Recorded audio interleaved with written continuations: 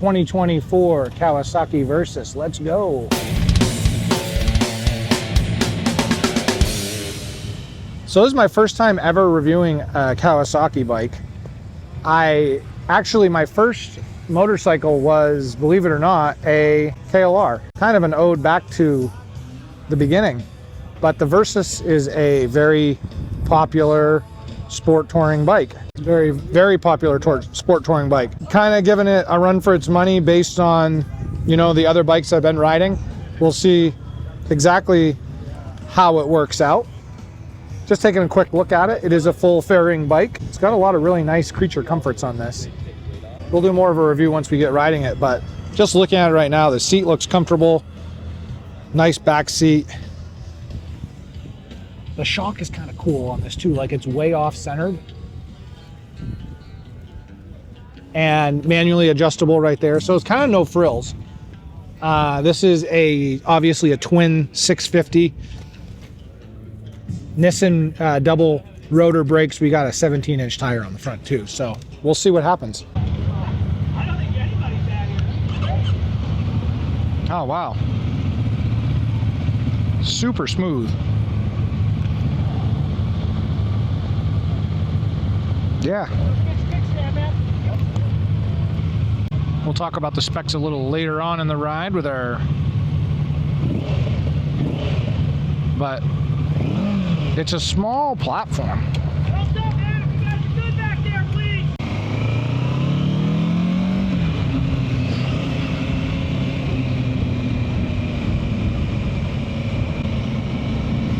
Looks like you could put a GPS right up here.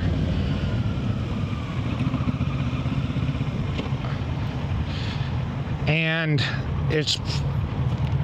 I'm 6'4", so I'm not always the best test subject for this, but this bike is a little cramped. Just my thoughts. A little bit cramped. The display is nice. No idea what anything does on it. K-track. Appears to be really the only thing that you can do, and then this toggles your range. So it's got a full tank. It looks like it can do like 260 miles. This clutch is like really interesting feeling. Let's try this baby out.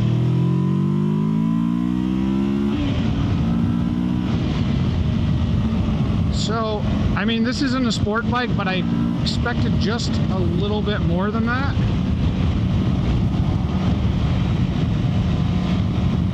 It seems a little numb.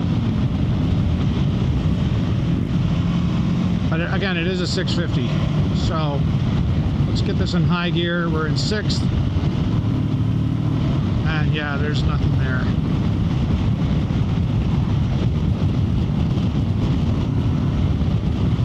So the bike is small. Again, we're looking at it's got a good center of gravity. It seems to be well balanced. The riding position on this is straight up and down, but again, being 6'4", my legs are pretty crunched. More crunched than the other adventure bikes that I've seen. And the pegs on this are pretty small and just rubber. So as far as standing up on them, I would be super cautious about that as well. I believe you can adjust the windshield, but I don't know how to do that. And the windshield is pretty small, so there's not a lot to it. Both the clutch and the brake are adjustable as well. And there's really no frills going on here. I mean, there's no heated grips. There is no cruise control. And I wish I knew what the KTRC stands for. The sales guy did not know either. I asked him, hey, what ride modes does it have? And he said, I don't know. A few of my friends have these bikes and they like them.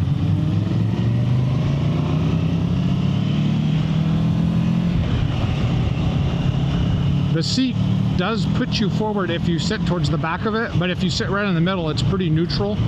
But again, being 6'4", I think this bike is a little too small for me. Probably in the 6-foot range, this would be a great bike that you would fit on. As far as the ride comfort goes, the suspension is pretty good so far. Going over these bumps, I mean, it's plush. So if that's an indication to how it does off-road, that's even better. And you know, just it doesn't go without saying this bike hasn't been set up for me either. It's set up for, you know, the average person, so I'm probably a little heavier than the average, being a big guy. And as far as handling manners go, it's not bad either. It's a pretty well-balanced platform.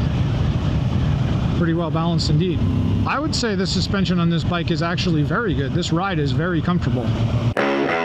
Hey, it's VoiceOver Pete. The 24 Kawasaki Versys is a super bike, and I'm not trying to take a big dump on this bike because I know that it has a cult following. It's just when you ride a lot of different motorcycles, you come to try to see what each manufacturer is bringing to the table. I am an ADV guy. I've owned the KDX, I've owned a KLR, I've owned a CR650R, multiple variations of the BMW ADV bikes as well. Triumph Tigers too, let's not forget those. So when I get on a bike like the Versys, and I know that there's people that like them, I try to find out, you know, what is it that they like so much about these bikes. Here's kind of what I'm taking away from this after a few different test rides, including the one you're watching right now. It's a good balance of power to weight, but it's still only 59 horsepower and 44 foot-pounds of torque. So it's not setting any world records for speed. The issue that I have with that is if they are marketing this as a long-distance touring bike, that's a little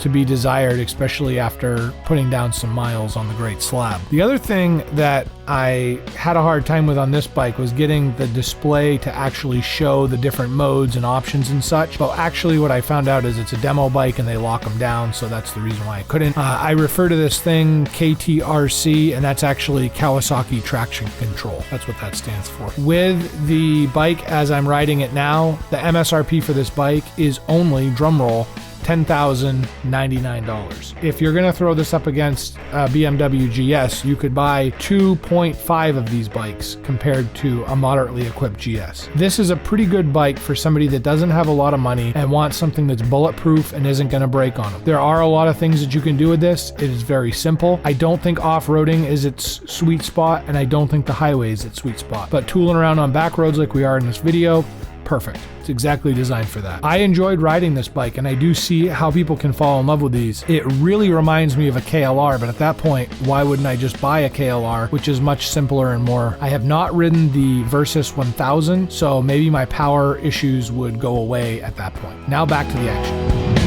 So again, in a group ride, it's a little difficult to test out the bike, but you can get a pretty good feel for it on its road manners and stuff. They're pretty generous as far as taking you through some roads that are pretty curvy and windy, and allows you to really feel the bike in a general sense. Of course, if you purchased one of these, you'd have some more time and probably get to know more about the ins and outs and the nuances of the bike. But I'll just tell you my initial impression on this bike after taking it for a couple rides. The power on this bike is kind of lackluster, but I don't think most people that are buying this bike are buying it for the power aspect, but it's pretty limited. It's geared well, so I wouldn't be worried about taking this on the highway, but it doesn't really have a lot of giddy up. That being said, it's also not the most equipped bike.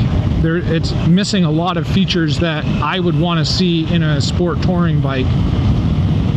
I don't think this bike would do well off-road, just because it's kind of more designed for the street, but it's not really an awesome sport touring bike either, so it's kind of lackluster, mediocre, if you will. The person that would ride this bike is probably looking for an entry-level bike, but doesn't want like a Himalayan 250 or something really beginner. It's more of an intermediate. You've got your license, you've had your first bike, and now you want to grow into something else. Now, that being said, I really applaud Kawasaki on the suspension aspect of this bike. It handles very well, but the suspension is quite comfortable, and the seat is not bad either. The riding position's a little bit crunchy for me, but again, I'm a larger framed guy, so for the average American it might be not bad as far as ergonomics go. I really wish that it had some appointments like cruise control or even a heated grips. I mean, that's kind of, to me, that's kind of a necessity. But you know, the price point again you're getting for this bike is reliable, it's a workhorse, and it's affordable. So you kind of have to blend all of that together. Besides for that, though, do you have one of these bikes? Have you enjoyed riding it? The Versys is a pretty popular bike. A lot of people have these bikes. I'd be curious to hear what your thoughts were and what you enjoyed on the bike or disliked on the bike. The other thing that I would just mention too before closing is the brakes on this bike. I wouldn't say are anything to get too excited about, but they are definitely adequate for the weight of the bike and the power band of the bike. So you're not going to overdrive this bike with the brakes that it has. So yeah, that's my 2 cents on this bike. I hope that it helps you if you're thinking about making a purchase. Take one out for a demo and see what you think, but don't set your expectation too high. I think this bike, in the field of competitors that it has, is going after the more economy choice instead of one that might provide more features and essentially more power. But as far as rideability goes, this bike, you can ride this bike all day. It is comfortable. Thanks again for your time, and as always, ride safe.